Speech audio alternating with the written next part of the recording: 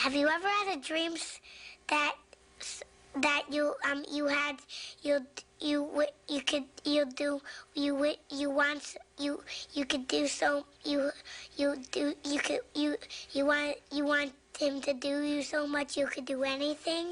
No. So, this week's episode was Bloom and Gloom, and according to the previews, it was going to be about Apple Bloom obsessing over her cutie mark. Again. Oh joy.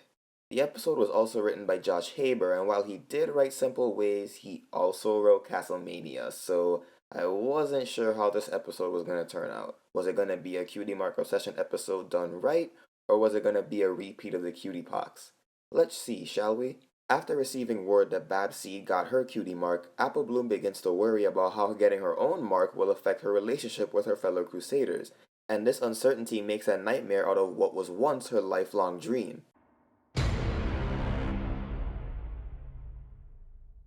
The hell? That was weird. So, what's good about the episode? Well, I really like that the story tackles AB's obsession with her mark from a different angle. Instead of making it about her desperately wanting her mark and doing whatever she can to get it, a story that's been done to death in the first 2 seasons alone, we instead see her wondering what she'll do once she gets it. This was an interesting take on the whole idea of the CMC. Scootaloo mentions that a pony can't be a crusader if they already have their marks, and that statement alone makes Apple Bloom question her goal of getting a cutie mark. Does her friendship with her fellow crusaders hinge only on the fact that they don't have marks? Plus, what's there to do after she gets it? It reminded me of that very last scene in Finding Nemo where the tank gang finally makes it to the ocean, and then Bloat says, "Now what?" The uncertainty of what you'll do after you reach your goal is something that I think a lot of people have experienced at least once in their lives. Fellow reviewer Capslock also mentioned to me that he saw a similarity to the season 4 premiere as well, and while I didn't get what the hell he was talking about at first, after thinking about it, I realized what he meant. At the end of the season 4 opener, the main six realized that while it was the elements of harmony that brought them together, it wasn't what defined their friendship. And the same thing is said here with the CMC. Yes, they did become friends because of a certain quality that they shared, but it's not the only thing that makes them friends, and they'll still have that strong bond with each other even after they get their marks. There was one other good thing about this episode that I really liked, but I forgot what it was.